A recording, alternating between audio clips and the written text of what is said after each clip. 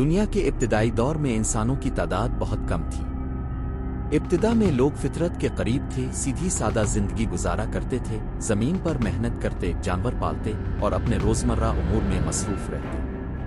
وہ سب ایک ہی خاندانی نسل سے تھے اور ان کی زبان بھی ایک جیسی تھی۔ ابتدا میں سب لوگ ایک اللہ کو مانتے تھے اور اس کی عبادت کرتے تھے، لیکن وقت کے ساتھ ساتھ جب لوگ دنیا کی زیب و زینت میں گم ہو گئے، ان کے دلوں سے سچائی دھندلا گئی۔ انہوں نے نیک لوگوں کو دیکھ کر ان سے محبت کرنا شروع کی، پھر جب وہ نیک لوگ مر گئے تو لوگوں نے ان کی قبروں کے پاس بیٹھنا شروع کیا، پھر وہاں ان کے مجسمے بنائے اور رفتہ رفتہ انہی کو پوجنے لگے۔ یہ وہ وقت تھا جب دنیا نے پہلی بار بت پرستی کا چہرہ دیکھا۔ انسان جو کہ اپنے رب کو بھول گئے تھے، اب بے جان پتھروں سے امیدیں باندھنے لگے تھے۔ وہ سوچتے تھے کہ یہ بت ان کی زندگی کو بہتر بنائیں گے، ان کی دعائیں سنیں گے اور ان کی مشکلوں کو دور کریں گے۔ جب یہ گمراہی عام ہو گئی تب اللہ تعالیٰ نے اپنے خاص بندے کو ہدایت کے ساتھ بھیجا تاکہ وہ لوگوں کو سچ کی طرف لوٹائے۔ یہ اللہ کے پیغمبر حضرت نوح تھے۔ حضرت نوح ایک نہایت نیک بردبار اور پرخلوص انسان تھے۔ انہوں نے اپنی قوم کو بڑی محبت اور نرمی کے ساتھ اللہ کی طرف بلانا شروع کیا۔ وہ دن رات چھپ کر بھی اور علانیہ بھی لوگوں کو سمجھاتے، ان کے دلوں پر دستک دیتے اور ان کو اللہ کے قہر سے خبردار کرتے۔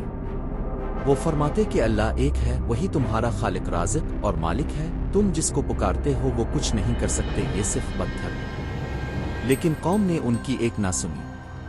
وہ ان کا مذاق اڑاتے، ان پر ہنستے اور کہتے کہ یہ کیسا شخص ہے جو ہمیں اپنے باپ دادا کے طریقوں سے ہٹا کر نیا دین سکھانا چاہتا ہے۔ حضرت نوح ان کی طرف سے ملنے والی سختیوں، تانوں اور تکلیف دہ رویے کے باوجود ہار نہ مانے۔ انہوں نے 950 سال تک مسلسل لوگوں کو اللہ کی طرف بلایا۔ انہوں نے ہر ممکن طریقہ اختیار کیا، کبھی نرمی سے، کبھی نصیحت سے، کبھی تنبیہ سے اور کبھی مثالیں دے کر، لیکن قوم کی سرکشی کم نہ ہوئی۔ وہ کہتے کہ ہم نے تمہیں جھوٹا پایا، تم ہمارے درمیان عام انسان ہو، کوئی فرشتہ نہیں۔ تمہارے ساتھ تو صرف کمزور، نادان اور غریب لوگ ہیں، ہم تمہارے ساتھ کیوں شامل ہوں؟ ان کی اکڑ اور غرور اتنا بڑھ گیا کہ وہ حضرت نوح کو دھمکیاں دینے لگے۔ حضرت نوح نے اللہ سے فریاد کی۔ انہوں نے کہا کہ اے میرے رب، میں نے اپنی قوم کو ہر طرح سے بلایا لیکن یہ نہ مانے، بلکہ جب بھی میں ان کو بلاتا ہوں تو یہ اپنے کانوں میں انگلیاں ڈال دیتے ہیں، اپنے کپڑے اپنے سروں پر ڈال لیتے ہیں اور انکار میں ضد کرتے ہیں۔ حضرت نوح کو علم ہو چکا تھا کہ اب یہ لوگ نہیں مانیں گے۔ تب اللہ تعالیٰ نے حضرت نوح کو بتایا کہ اب تمہاری قوم میں سے کوئی اور ایمان نہیں لائے گا، اب تم ان کے لیے غم نہ کرو بلکہ ایک بہت بڑا کام انجام دو۔ اللہ تعالیٰ نے حضرت نوح کو ایک خاص کشتی بنانے کا حکم دیا۔ اس کشتی کی تیاری کے لیے خاص ہدایات دی گئیں۔ حضرت نوح نے ایک بیابان جگہ پر کشتی بنانی شروع کی۔ لوگ آ کر ہنستے، کہتے کہ یہ کیسے نبی ہیں جو خشکی میں کشتی بنا رہے ہیں۔ حضرت نوح خاموشی سے اپنا کام کرتے رہے۔ انہوں نے درخت کاٹا، تختے بنائے، کیلیں ٹیونگ اور آہستہ آہستہ ایک عظیم کشتی تیار ہو گئی۔ جب کشتی تیار ہو گئی تو اللہ تعالیٰ نے حضرت نوح کو حکم دیا کہ زمین پر ہر قسم کے جانوروں میں سے ایک نر اور ایک مادہ کشتی میں لے لو اور ان سب مومنوں کو بھی ساتھ لے لو جو تم پر ایمان لائے تھے۔ حضرت نوح نے ایسا ہی کیا۔ جب سب سوار ہو چکے تو آسمان سے پانی برسنا شروع ہوا، زمین پھٹ گئی، چشمے ابلنے لگے اور ایک عظیم طوفان برپا ہو گیا۔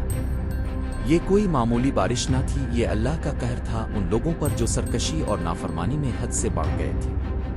پانی اس قدر بڑھا کہ پہاڑ بھی ڈوب گئے، زمین پر ایک بھی کافر زندہ نہ بچا۔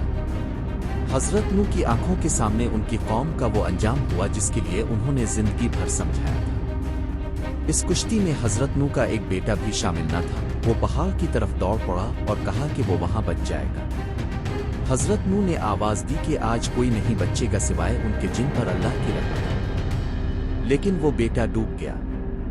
طوفان کے بعد جب زمین نے اپنا پانی نگل لیا اور آسمان سے بارش تھم گئی تب کشتی ایک پہاڑ پر جا کر ٹھہر گئی۔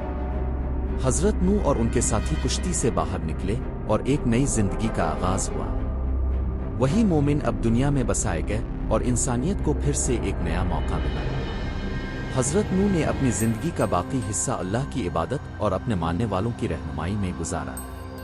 وہ ایک عظیم صبر والے، باوفا اور دل سوز رہنما تھے۔